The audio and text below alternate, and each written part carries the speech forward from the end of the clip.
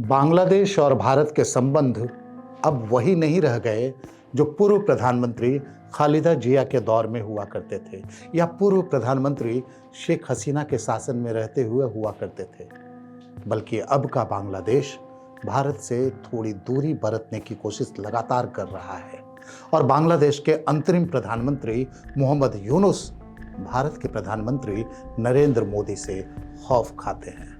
रिश्तों में दूरी और इस खौफ की वजह क्या है, इस वीडियो में हम आपको पूरे तर्क और पूरे सबूत के साथ विस्तार से बताएंगे। नमस्कार, मैं हूं अनुराग अन्वेषी और आप देख रहे हैं इंडिया.com। इस वीडियो में हम मौजूदा बांग्लादेश और भारत के रिश्तों की बात कर रहे हैं, लेकिन इस बातचीत को आगे बढ़ाने से पहले जरूरी है पुराने बांग्लादेश की बात की जाए। 1971 में बनी बांग्लादेश की पहली अंतरिम सरकार से लेकर 2024 में प्रधानमंत्री रही शेख हसीना के कार्यकाल तक भारत और बांग्लादेश के संबंध बेहद सहयोगी रहे हैं। लेकिन जेन जी के विद्रोह के बाद अपदस्थ हुई शेख हसीना की सरकार के बाद जो अंतरिम सरकार बांग्लादेश में बनी, उसके रुझान शुरू से कंटरपथ वाले रहे। अंतरिम मुख्यमंत्री मोहम्मद यूनुस लगातार भारत के खिलाफ बोलते रहे, भारत में शेख हसीना को प्रश्रय दिए जाने की आलोचना भी करते रहे हैं। उनका झुकाव पाकिस्तान की ओर ज्यादा है। अभी हाल ही में बांग्लादेश में मारे गए इनकलाब मंच के सह संस्थापक उस्मान हादी के हत्यारों के भारत में छुपे होने का आरोप भी इस सरकार ने लगाया, जिसका खंडन भारत ने तुरंत किया। तो पाकिस्तानी रुझान वाली बांग्लादेश की यह अंतरिम सरकार चाहती है कि भारत शेख हसीना को बांग्लादेश के हवाले कर दे। भारत ने बांग्लादेश की इस डिमांड को दृढ़ता से नकार दिया है। इस बीच बीएनपी यानी बांग्लादेश नेशनलिस्ट पार्टी की अगुवाई कर रही खालिदा जिया के बेटे तारिक रहमान बांग्लादेश लौट चुके हैं। बता दें कि बीएनपी की नींव बांग्लादेश के प्रधानमंत्री जिया-उर रहमान ने रखी थी और उन्हीं की बेगम हैं खालिदा जिया।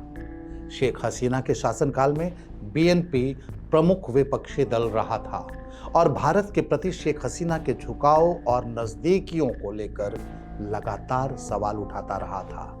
इतना ही नहीं, इंडिया आउट जैसे अभियान भी उसने चलाए थे।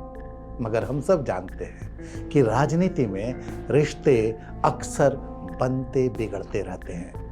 तो अब नई परिस्थितियों में बांग्लादेश की पूर्व प्रधानमंत्री खालिदा जिया के बेटे तारिक रहमान 17 साल बाद देश लौट आए हैं।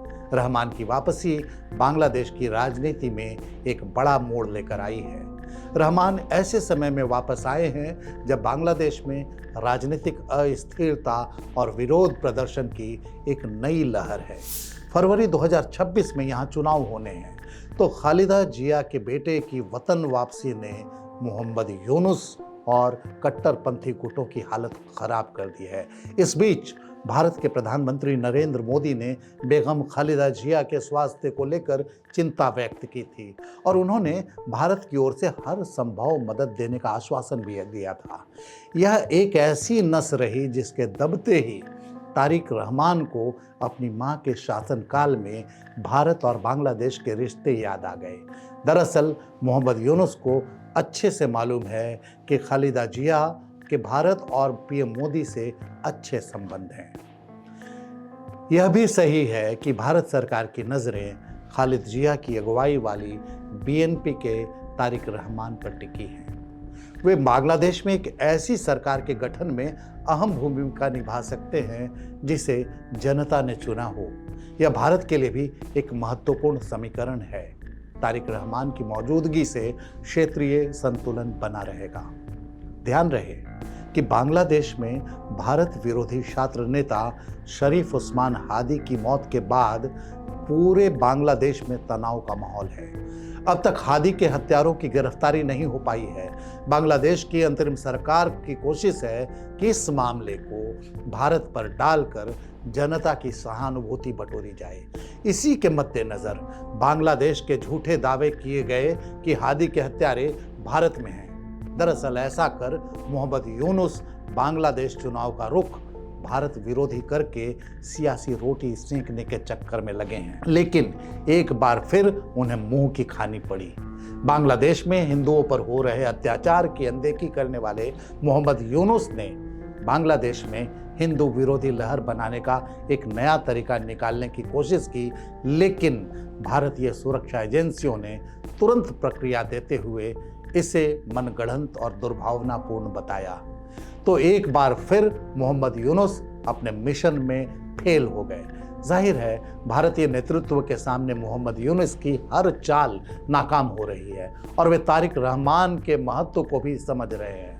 तारिक को भारत की ओर से अप्रत्यक्ष मिल रही भावनात्मक और मानसिक सपोर्ट को भी देख रहे हैं। ऐसे में मोदी का खौफ उन्हें बेचैन किए हुए है और वे लगातार भारत विरोधी बयान दे रहे हैं। इस खबर में फिलहाल इतना ही। देश और दुनिया की बाकी खबरों के लिए देखते रहिए India.com।